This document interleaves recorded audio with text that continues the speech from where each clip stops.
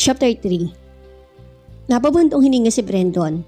Pwede niyang tawagan si Natalie at sabing hindi siya makakarating. Ngunit ibang numero ang denial niya sa telepono. Dory, please. Anya sa sumagot. Empleyada sa isang travel agency si Dory. Maya-maya pa ay nasa linya na ang babae. Brandon? Anito. Hi honey, listen. Brandon was cursing himself. Wala siyang karapatang magsinungaling kay Dory. They were engaged. He shouldn't be doing this. I can see you tonight. May pag-uusapan kami ni na Mayor sa bahay ni Gob. Okay lang Brandon, you didn't have to call me. Ani Dory, it was indeed strange. Sanay na to sa mga emergency meetings ni Brandon. And he wasn't the type who makes excuses. And there was something about his voice.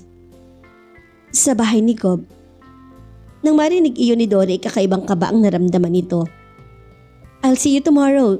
We'll have lunch. Ani Brandon. Honey, tomorrow we'll attend the seminar. Nakalimutan mo na ba? Wika ni Dory. Isa sa mga kondisyones ang simbahan ng pag-attend ng seminar ng mga ikakasal. Of course not. Pagkatapos ng seminar, we'll have lunch, okay? Aniya. Nakalimutan ba niya talaga o sinadya niyang iwaksi sa isip ang bagay na yun? Okay, I love you. Wika ni Dory. There was a long pause bago sumagot naman si Brandon. I love you too. The words sounded weak. Ibinaba ni Brandon ang telepono sa isip ay nilalarawan si Dory. Recalling how they've met. It was simple. They met through a mutual friend. Naakit siya sa kasimplihan ni Dory. At sa bagay, sa una pa lamang inahalata na niyang may gusto sa kanya ang babae. She kept at him at kapag nagsasalita siya ay nakikinig itong maigi. Like she was fascinated. Niyaya niyang kumain sa labas si Dory. Kahit ngayon ay hindi na niya alam kung bakit niya ginawa yon. Maybe it was what was expected of him. On their first dinner, it was his turn to listen. Dory told him of her dreams, having a family, living a simple life, taking care of her kids and husband. He told him of the things he also wanted. Dumating sa buhay niya si Dory sa panahon nag-iisip na siyang lumagay sa tahimik. He wanted a wife who would be there for him, who would be willing to be his children's mother at parang mahaplos sa damdamin niya ang nakikitang paghanga sa mga mata ni Dory. Niligawan niya to at pagkatapos ng isang buwan ay sinagot siya. Dory was the perfect girlfriend. Maalalahanin at maunawain. Laging naroroon ito kapag kailangan niya na makakausap. Then there was sex. He remembered wanting her so much and after making love to her for the first time, nakumbinsi siyang mahal niya si Dory. He proposed marriage and he was touched when she cried. She was fragile and vulnerable, takot masaktan, and he remembered holding her so tight, promising her he would not hurt her, that he'd always be there to take care of her. Maganda ang kanilang relasyon. At ngayon ay biglang pumasok sa eksena si Natty na nagbabantang sirain ng lahat. I would not allow it. Sumpa ni Brandon sa sarili. Mabuti na rin nga napuntahan niya mamayang gabi si Natty. Kakausapin niya to upang itigil ang pagtawag sa kanya. Sasabihin niyang mahal niya si Dory at kailanman ay hindi sasaktan. Puting sack dress na maiksi ang sinuot naman ni Natty. Tinernohan ng puting sandalyas na walang takong. On her ears were a pair of tiny square diamonds.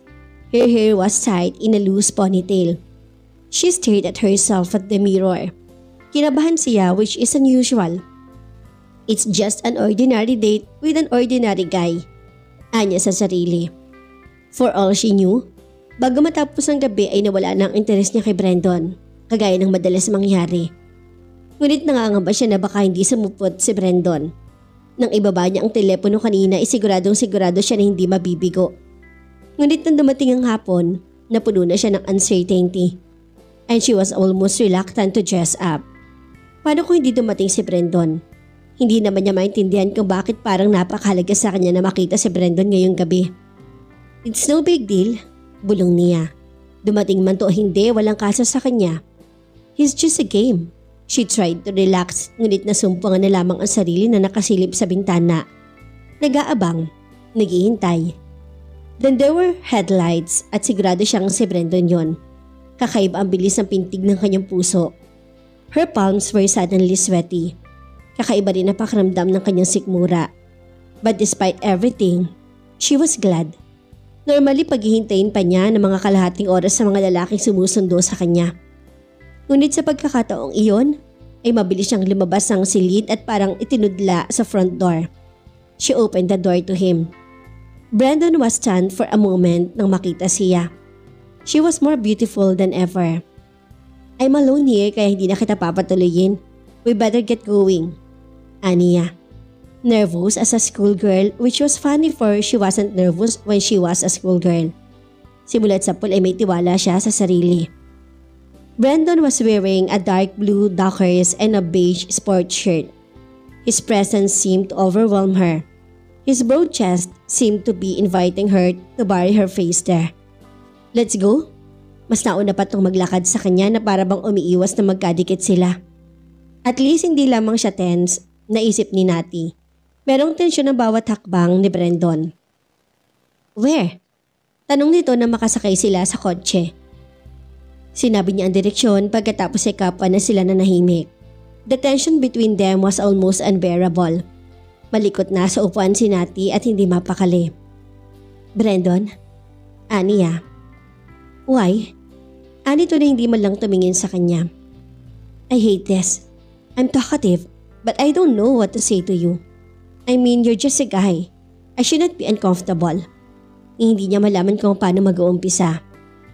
Sa labas pa lang ay tinig na ang malakas na musika. Parang gusto ni Brendo na mahabag sa mga kapitbahay ng kaibigan ni Natty. They're all here. Wika niya nang makita ang mga hilera ng sasakyan sa labas. Actually, hindi ko naman talaga sila kaibigan eh. Nakilala ko lang sa youth club, but they keep inviting me to their parties. Si Maria lang ang totoo kong kaibigan. Mahigit 10 katao ang nasa loob ng bahay at nagsasayawan. Sa isang bahagi ng bahay ay may buffet table na pawang finger foods ang laman. Naroroon din ang mga alak. Natty, you're just in time. Salubong sa kanya ng isang babae. Garb in leather from head to toe. Hindi man laman ni Brandon kung saan titingin. The party was a collection of young people na kanya-kanyang style at personalidad na makikita sa mga attire ng mga yon. Meron din akala may kabilang sa Jesus Christ superstar sa mga musical. At na pinagtataka ni Brandon kung paanong nasabi ni Natty na hindi naman niya malalapit na kaibigan ng mga yon. Diyang lahat ay napahinto sa ginagawa nang pumasok sila. At lahat ay magilo na yumakap at humalik sa pisngi ni Natty. Parang tuwan-tuwa ang mga yon dumating siya. Agad na may nagabot sa kanila ng inumin. Isa-isang pinakilala ni Natty kay Brandon ng mga yon. Let's dance, Brandon? Ihaya niya. Rock ang tugtog. Umiling naman si Brandon. I don't think so. Politiko ka. Dapat marunong kang sumayaw sa lahat ng tugtog. Anya tinilang kamay ni Brandon. Wala namang dance floor. Maski sa ibabaw ng sofa ay may sumasayaw. Na magumpisang sumayaw si Natty ay nagsigawan ng mga yon at lahat ay pumalakpak. Ilang saglit pa ay parang nakalimot na si Natty at hindi napigilan ni Brandon ang sarili na gumalaw rin sa tugtog. At hindi makapaniwala na nag-enjoy ito sa pakikipagsayaw kay Natty. Soon he was sweating at hindi na nito nabibilang kung gaano na ang nainom na alak. With every drink, he was getting loose. Nang maging mellow ang tugtog, automatic nitong kinabig ang bayawang ni Natty. I like this, Brandon. Bulong niya nang makulong sa mga bisig ng lalaki. He had to agree. It felt good to hold her like this. He could feel her skin and the curve of her waist under the soft fabric of her dress. Nalalanghap nito ang pabango ni Natty. At hindi malaman ni Brandon kung saan ito nalalasing. Sa alak o kay Natty.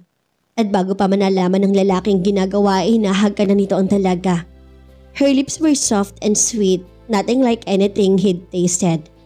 He shouldn't be doing this at pwede itong kumalas anumang saglit. But he just kept on kissing her. Because it felt great, especially when she parted her mouth. Walang naririnig na ano pa man si Natty and she was lost and liked the way it felt. Maraming beses na siyang nahagkan, ngunit sa pakiramdam niya ay si Brandon ang kanyang first kiss. All those kisses had been the same. This one's different. Ayaw niyang matapos ang sandaling yun. She held on to him, urging him to get closer, wanting to be one with him, at nararamdaman niyang humahagod ang kamay ni Brandon sa tagiliran niya. Ilang beses na bahagyang naghihiwalay ang kanilang mga labi upang muling maglapat. Each time, the kiss was getting deeper. Each time, there's hunger. Sa isip niya, isinisigaw niya ang pangalan ni Brenton. Kapwa nila hindi namamalayan na natapos ang tugtog. They didn't even hear the pop of the champagne cork and the cheering around them. Ang nakapaghiwalay lamang sa kanila ay ang shower ng champagne na inaalag ng isa sa mga naroroon at inispray sa kanila. That's the longest kiss in history, Natty, someone shouted. Amazing, awesome, sexy and erotic.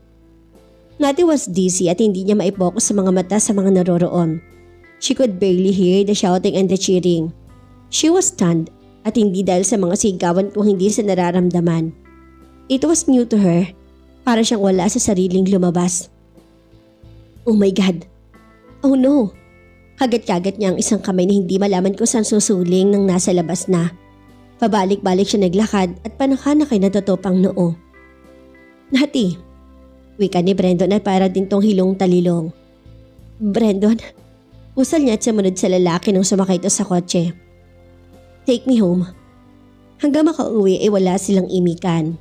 Ngunit nang nasa labas na sila ng kanilang bahay ay hindi kagad siya bumaba.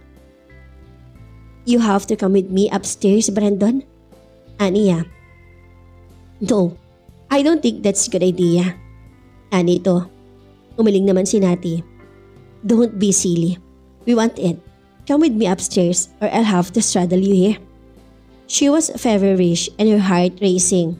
She was beyond reason. Ang alam lamang niya ay nais niyang makapiling si Brandon. We have to talk. Wika naman ni Brandon ngunit ang nasa isip lamang ay ang hagkan at ang kinin si Natty. And he knew she was right. He wanted her as much, maybe twice as much as she wanted him. Pinatay nito ang makina ng sasakyan at magkasabay sila ni Natty na pumasok sa loob ng bahay. I can't believe this. I can't believe this. Wika nito habang naguhubad ng damit. Parang hindi na makapaghintay si Brandon. Ito ang tumapos sa kanyang paghuhubad. She could feel his hand shaking and burning her skin. He stood there trembling with desire, watching her sinewy body and her limbs long and graceful. Her skin is glowing against the lamplight and her eyes cloudy with desire, her mouth partially open waiting. Brandon, make love to me. It was meant to be plea. Ngunit pakiramdam ni Brandon ay isa yung pribilehiyong pinagkakaloob ni Natty. Tahimik na pinagmamasdan ni Natty ang natutulog na si Brandon. Madaling araw na ngunit hindi siya makatulog. She was restless. Ang alam niya dapat pagod na pagod siya. Their lovemaking was fierce, primitive with absolute abandon. Ngunit heto siya at buhay na buhay ang pakiramdam. Hinagod niya ng kamay ang mukha ni Brandon at parang gusto niyang umiyak. Inilipat niya ang kamay sa pulang mantsa na nasa bedsheet and she was sobbing inside. I love you, Brandon. Bulong niya sa natutulog na lalaki. It was the realization that hit her when he kissed her at the party. Hindi niya matanggap na si Brandon ay nakatakdang ikasal sa iba. You belong to me. Hindi niya kayang tanggapin na si Dory ang pakikisamahan nito. Habang buhay, anong karapatan ng babaeng yun? Ipupusta niya ang kanyang buhay na amang nangyari sa kanila ni Brandon ay bago rin dito. She was sure that he'd never made love before to a woman the way he just made love to her. We belong to each other, Brandon. Marahan niyang hinig ka ng lalaki. Idinilat naman ito ang mga mata at naroon ng disbelief. Maya-maya bumangon ito. I have to go. Anito at napatingin sa pulang mantsa sa bedsheet. Lahat na nangyari ay bumalik sa isipan nito. Contradiction? Yun ang unang pumasok sa isipan ni Brandon. Natalie had been a temptress and she'd been aggressive, wanton. Ngunit ang dalhin nito sa kamay biglang kinakitaan ng takot. Though the desire was still there. Why don't you take your time, Brandon? Tanong niya habang nagbibihis ang lalaki. Kailangan ko nang bumalik sa poblana. Hindi nang tinutukoy ko. I'm talking about Dory. After what happened to us, I know you're no longer sure about her. Bakit hindi mo i-postpone ang kasal niyo? Bumalik na siya sa dating siya and too sure of herself. What happened was a mistake. Hindi na to dapat maulit. I can see you again, Natty. Wika ni Brandon habang sinasarado ang sinturon. Dinampot naman ni Natty ang cigarette case sa side table at nagsindi. It wasn't a mistake, Brendan. You're not stupid to think that it was. You could have refused last night. You've got time to think and you did. You did think about what's gonna happen. Anya tumithit ng sigarilyo. I'm sorry if you got the wrong idea. Nati, I'm sorry. It should not have happened. Do you have any idea how your words hurt me? Yun ang gusto niyang sabihin. I'm not sorry it happened. It was wonderful. She could hardly conceal the pain in her voice. Napapuntong hininga si Brendan. He could not look at her and he could not bear to see the pain of her face. I have to go. Anito at nang lumabas ay marahang isinara ang pinto. You're mine. Can't you see that? You're mine. Dinig niya nag-start ang sasakyan ni Brendan at umandar na palayo. Wala nang imik si Brendan nang sunduin si Dory. Tahimik din to habang nakikinig sa speaker ng seminar. Marriage is a product of love. Love begets not understanding but acceptance. You don't really understand the person you love, you accept him on her. Accept all the imperfections. Trust and faithfulness should not be an obligation. They come naturally in love. If you love someone, the desire to be faithful for that someone is strong. Wika ng speaker. Hindi makatanggi si Brendan kay Dory. Wala siyang ginusto kung hindi ang maging tapat dito, ngunit hindi naman mawaglit sa isip niya ang sinabi ni Nati. May pagkakataon siyang umiwas, may pagkakataon siyang mag-isip. Hindi niya ginawa. Ayaw man niyang aminin ay tama si Nati. He should be taking his time. Pero paano niya gagawin yun na hindi masasaktan si Dory? There was really no easy way to break somebody's heart. Before he knew it, ay tapos na pala ang unang bahagi ng seminar. Tahimik pa rin si Lori nang nasa sasakyan na sila. Saan mo gustong kumain? Tanong niya. Gusto kong mag-usap tayo, Brendan. Sa halip ay tugon ni Dory at walang maisagot si Brendan. Walang meeting kagabi. Nasaan ka, Brendan? Tanong nito and the pain was in her voice. Kasama mo si Nati. Hindi ka pwedeng tumanggi. Marami ang nakakita sa inyo na kumain sa Mang Tinoy's 2 weeks ago. At nantawagan mo ako kahapon. I know you were lying. Hindi mo gagawin yun kung wala kang gagawing masama. I'm sorry. Aniya. No, Brendan. Hindi lang sorry ang katapat ng ginawa mo. You have to tell me. Bakit? I mean, we're getting married. Bakit kailangan makipagmabutihan ka pa kay Nati? Nanginginig ang tinig ni Dory. Alam ko naman hindi pa kikipagkaibigan ng pakay sa'yo ng babaeng yun. Bumutong hininga si Brendan. Dory, I need time. I need to think. Aniya at pinagsisiya ng sinabi sapagkat biglang tumalim ang mga mata ni Dory. Hindi ako papayag, Brendan. Hindi ka maaring umurong sa kasal natin. Hindi ganun ang ibig kong sabihin. I just need some time. Naguguluhan ako, Dory. He was helpless. Naguguluhan ka dahil kay Nati? Nang dumating siya sa buhay mo, hindi ka na sigurado sa akin. Ako sa nito at ang lahat ng yun ay tama. Hindi totoo yan, Dory. Mahal kita. Diin niya sapagkat nais siyang maramdaman ng mga katagang yun. Hindi lamang si Dory ang kinukumbinsin niya maging ang kanyang sarili. Patunayan mo. Pakasalan mo ako sa oras at araw na pinangako mo. Pinal na sinabi ni Dory.